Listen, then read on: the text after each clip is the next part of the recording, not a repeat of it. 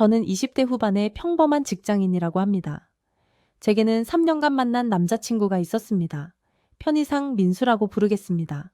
민수는 세상에 이렇게 착한 남자가 있을까 싶을 정도로 다정한 사람이었습니다. 3년을 만나는 동안 저에게 화를 한 번 낸 적 없었고 늘 제 입장에서 먼저 생각해 주던 사람이었습니다. 제 친구들도 모두 부러워할 정도였죠. 아주 사소하게 걸리는 점이 있다면 직장을 1년에 서너 번씩 옮겼다는 겁니다. 일이 적성에 안 맞거나 사람들이 본인을 힘들게 한다는 이유를 댔습니다. 하지만 3년 동안 10번 가까이 직장을 옮기는 걸 보며 조금 끈기가 없는 건가 싶으면서도 그가 워낙 착했기에 오죽하면 그만뒀을까 하고 대수롭지 않게 넘겼습니다. 그런데 6개월 전쯤부터였을까요? 민수가 이상한 말을 하기 시작했습니다. 누가 자기를 감시하는 것 같다고 말했습니다. 처음엔 농담인 줄 알았습니다. 하지만 민수는 진지했습니다. CCTV가 있는 식당을 유난히 피하고 운전 중에도 방금 저 차에 있는 블랙박스가 우리를 계속 찍고 있었다며 갑자기 길을 돌아가기도 했습니다. 제가 요즘 스트레스를 너무 많이 받아서 그런 것 같으니 병원에 가보자고 걱정하며 말했습니다. 하지만 민수는 제 말에 오히려 화를 냈습니다. 그 사람은 진짜로 있는 거 맞는데 너까지 왜 이러냐. 심지어 자기 핸드폰도 도청당하고 있다고 소리쳤습니다. 그날 이후 민수의 집착은 심해졌습니다. 새벽 2시고 3시고 전화를 걸어 방금 자기 집 창문으로 누가 지나가지 않았냐고 묻기도 했습니다. 거기에 오늘 제가 만난 사람의 사진을 다 보내보라며 저를 의심하기도 했습니다. 저는 너무 무서웠지만 3년 동안의 정 때문에 그리고 제가 알던 다정한 민수의 모습 때문에 그를 쉽게 놓지 못했습니다.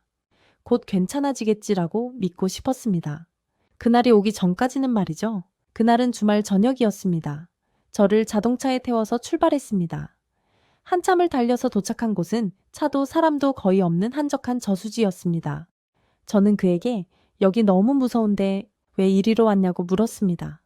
그가 차를 갓길에 세우더니 백미러를 노려보며 말했습니다. 방금 그 검은색 차가 우리를 계속 따라왔으며 역시 그들이었다고 중얼거렸습니다. 제가 무슨 소리냐며 아무도 없다고 말하려 했습니다. 하지만 제 말이 끝나기도 전에 민수가 갑자기 제 손을 꺾듯이 꽉 잡았습니다. 그의 눈은 제가 알던 그 사람의 눈이 아니었습니다. 민수는 제게 미안하다며 우린 여기서 같이 사라져야 한다고 그들이 우리를 찾았다고 말했습니다. 그가 강한 제압을 하기 시작했습니다. 저는 숨이 막혀 비명도 지르지 못하고 그의 팔을 때렸습니다. 그러자 그가 말하면 저도 위험해진다며 그들이 다 듣고 있다는 알 수 없는 말만 반복하며 저를 차 밖으로 끌어냈습니다. 그는 저를 저수지 쪽으로 끌고 갔습니다. 이대로 죽는구나 싶었습니다. 정말 마지막이라는 생각에 저는 죽을 힘을 다해 그의 팔을 필사적으로 긁었습니다. 그가 고통스러운 소리를 내며 저를 놓쳤고 저는 신발도 신지 못한 채 맨발로 어두운 도로를 향해 달렸습니다. 얼마나 달렸을까요? 저 멀리서 택시 불빛이 보였습니다. 저는 도로 한가운데로 뛰어들어 택시를 세우고 기사님께 살려달라고, 제발 살려달라고 울부짖었습니다. 민수는 현장에서 경찰에 체포되었습니다. 그는 경찰에게도 그들이 시켰다거나 여자친구를 구하기 위해 어쩔 수 없었다는 헛소리를 반복했다고 합니다. 알고 보니 그는 심각한 피해 망상을 동반한 정신질환을 앓고 있었습니다. 잦은 이직도 망상으로 인해 직장 동료들을 감시자로 의심하며 벌어진 일이었습니다. 3년 동안 제가 사랑했던 다정한 모습과 그날 밤 저를 죽이려던 끔찍한 모습, 어느 것이 진짜 그였는지 저는 아직도 모르겠습니다. 여기까지 사연자의 이야기였습니다. 이 충격적인 사건을 접한 수많은 시청자들의 공분과 날카로운 분석이 댓글로 이어졌습니다.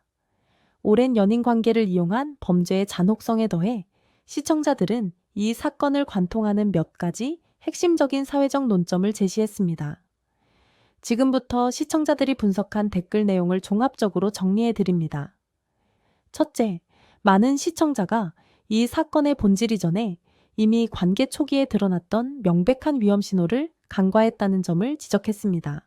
1년에 서너 번, 총 10번 가까이 직장을 옮기는 남성의 비정상적인 생활 패턴은 이미 관계를 걸러야 할 징후였다는 분석입니다.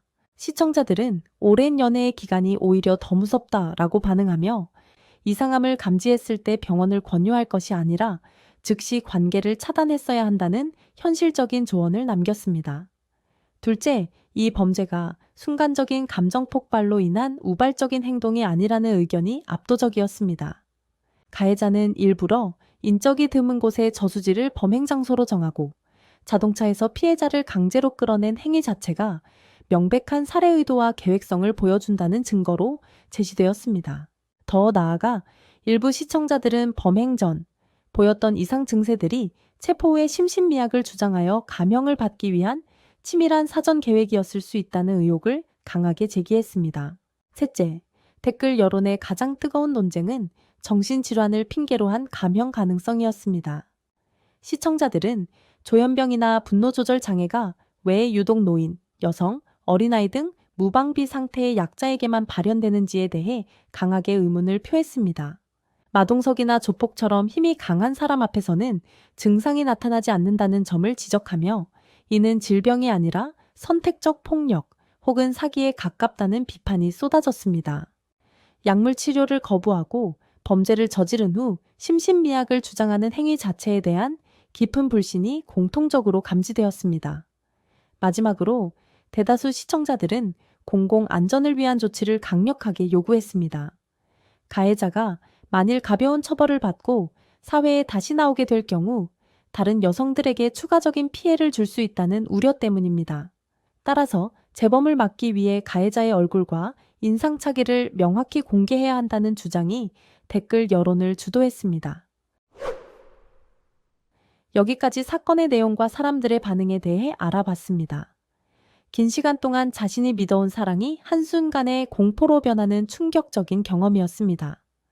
오늘 이야기는 사랑이라는 이름 뒤에 숨겨진 위험 징후가 얼마나 무서운 결과를 초래할 수 있는지 다시 한번 생각하게 합니다. 다음에도 더 흥미로운 이야기로 찾아뵙겠습니다. 여러분 안녕하세요. 영상이 좋았다면 구독과 좋아요 부탁드리고 알림 설정도 잊지 마세요. 감사합니다.